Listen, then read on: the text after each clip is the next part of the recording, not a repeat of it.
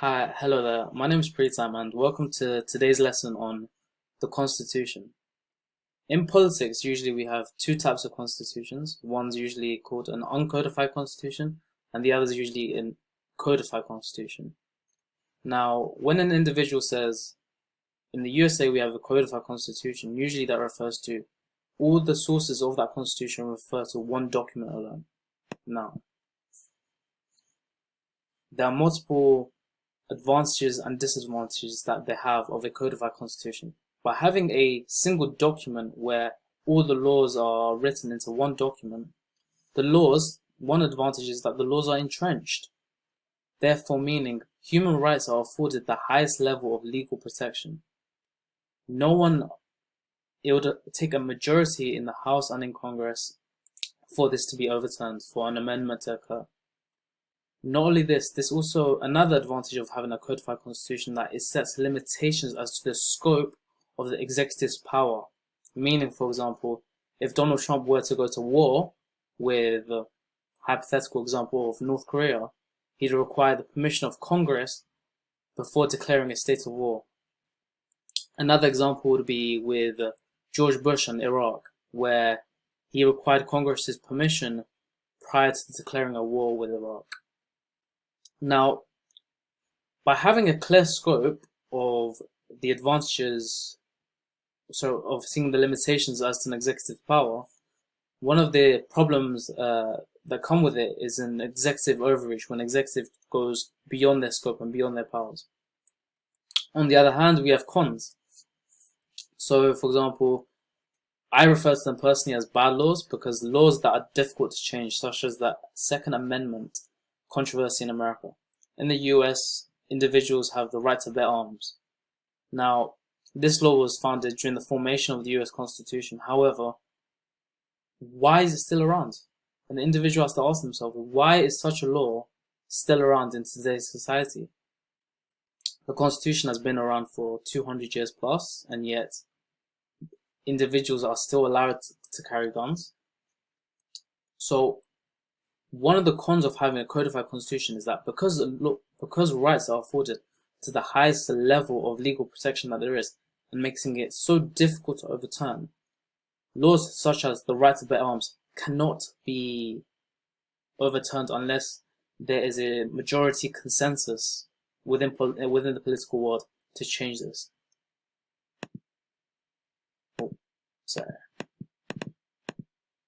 Okay. On the other hand, we do have an uncodified constitution. Now, an uncodified constitution, for example, in the UK, we have laws that are derived from multiple sources of law to form the constitution. Now, in the United Kingdom, we have statute law, common law, also known as case law. We have the royal prerogative, meaning the monarch's powers and the discretion that a monarch used to have. Convention, meaning tradition, so how through customs, how the law has changed and developed over time. And now the EU law and the works of authority. Now, with EU law, it's a bit contentious because today we officially left on the 1st of January 2021. We're no longer part of the EU. However, majority of EU's laws have pretty much passed on to the United Kingdom, meaning traditionally, the EU would have a higher source of authority than Parliament, so it's above statute law. Now, with the highest source of authority being removed from the Constitution, the question an individual has to ask themselves, so what happens now? Does Parliament regain its sovereignty? Well, that's a discussion for another lesson. Now, one of the pros of having an uncodified constitution is that the constitution is fluid, meaning that the constitution can change to have contemporary relevance to today's times. For example, unlike the American right to bear arms, which is outdated and has very little relevance, which is my opinion, to today's society, the UK constitution can adapt, meaning for example, with terrorism and how there needs to be a quicker response time to terrorist acts within the UK. An emergency session can be held, a bill can be passed, almost instantaneously, and the UK will have a new law in place for a quick response. Now, on the other hand, this development of the law presents multiple problems, because yes, it is fluid and laws can be changed and enforced with a simple majority of Parliament. What is that? Doesn't that show problems? Is that not problematic? Now, one of the problems that faces is that human rights are not afforded the highest level of legal protection. They're not entrenched. For example, your human rights can be changed with a simple majority in Parliament. So, one example would be the right to privacy, or not the right to life, that's a bit extreme, however, the right to privacy. One day, if you have the Conservative Party, Boris Johnson goes, hang on, today, me and my majority government party in power in government, they're like, hang on, okay, individuals today, we do not want privacy.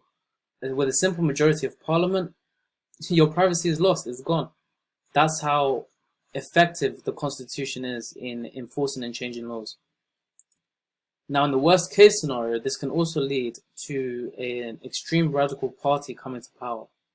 Now, if hypothetically you were to have an extreme party come into power and they have a majority within Parliament, exploitation to the highest level can occur, meaning laws that are difficult to pass, that protect you as an individual, for example, your human rights, can be changed, or with the repeal of an act, of the Human Rights Act. Right? Now, that's one of the scariest scenarios. However, at the same time, it also does allow more effective enforcement and changes to the law. Now, one of the problems with the United Kingdom's constitution is that it's pretty difficult for ordinary citizens to understand. Now, for a common citizen, they would have to do a lot of research to simply understand what is the constitution and how does it work. Thank you for listening to my short lesson. Hope it was informative.